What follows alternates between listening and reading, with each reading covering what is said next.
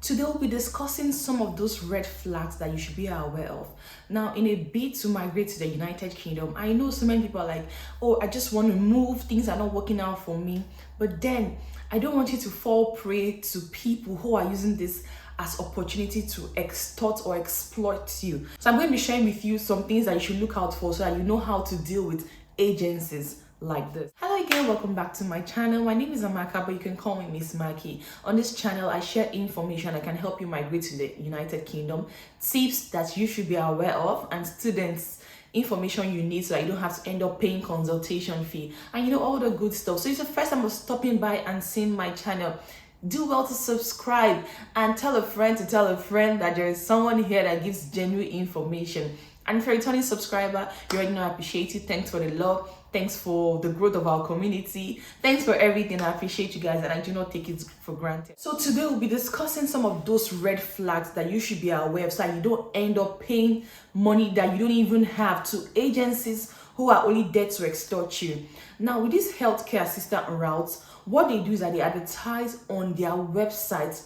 And if you are qualified, you send your CVs to these agencies or care homes. And if they need you, they send you an email and the next thing is the interview. But then I noticed that some opportunists who are using these things to extort people. I'll say this.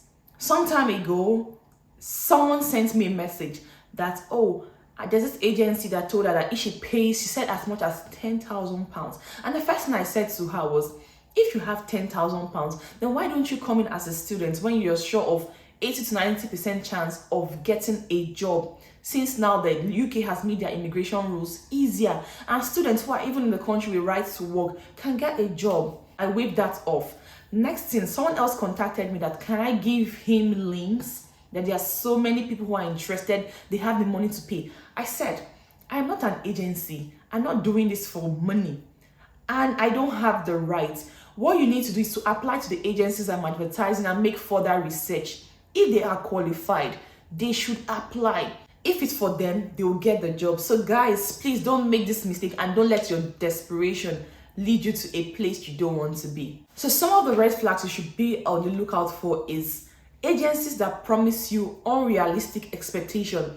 More like they simplify the process and tell you, oh, like they are 90% sure you're going to get a job, just pay this amount of money. And no, it doesn't happen that way.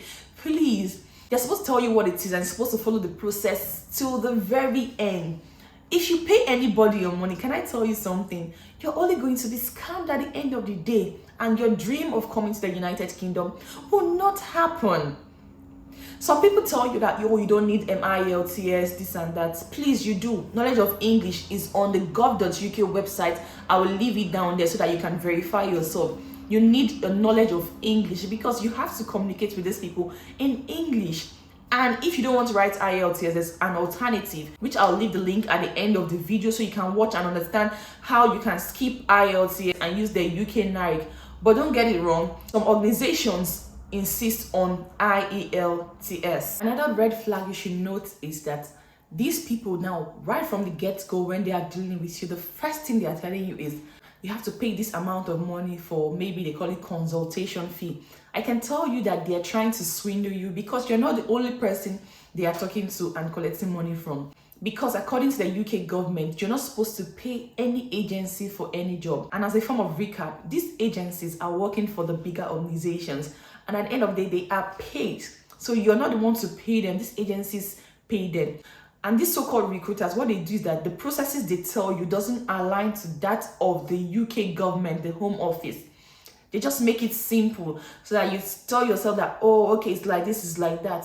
All right, no problem. I have the money, I can do it. At the end of the day, you just notice that they've swindled you off the little money you've been saving. So this particular red flag, you should avoid it, please. You should also note that in this present time, every reputable organization has a domain name and a website. So anybody who's communicating with you via Gmail, Hotmail, please, these are red flags. And an organization would not reach out to you. You will reach out to an organization and submit your application.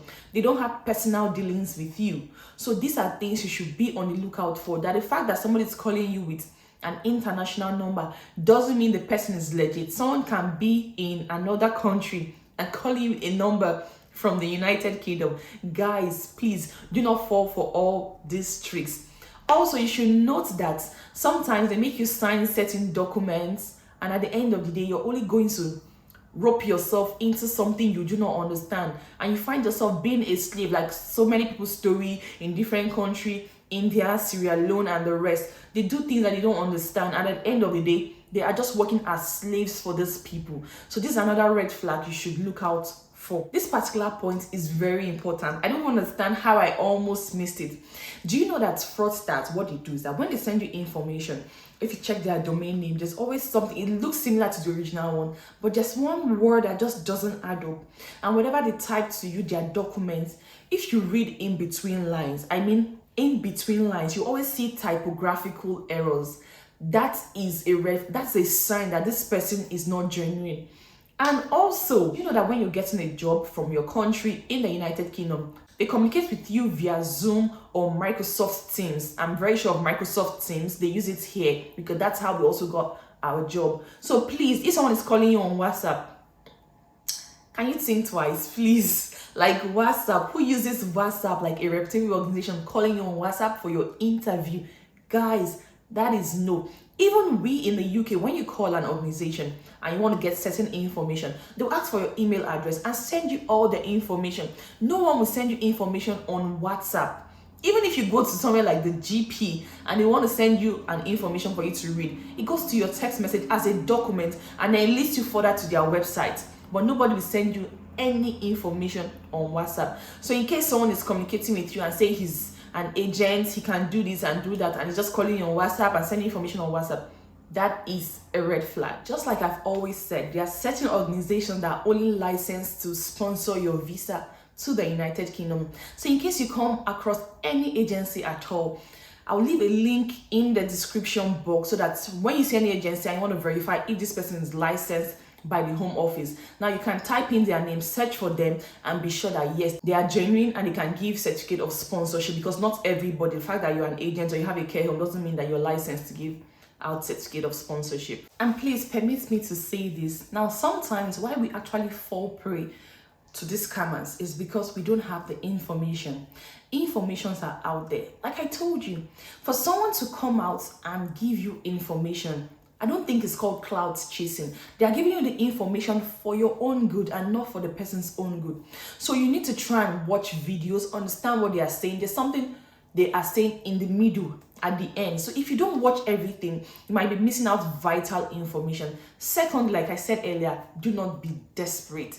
If you are desperate, you will fall prey to these guys and they'll just swindle you of your hard-earned money. And then lastly, if you're not patient enough to equip yourself, boost your CV, and then you're looking for how to cut corners, that is one mistake you're making. Don't cut corners. Do things the right way. This is not like, for example, Nigeria, where you know that many things can pass. No, you have to do this the right way. And every information is documented.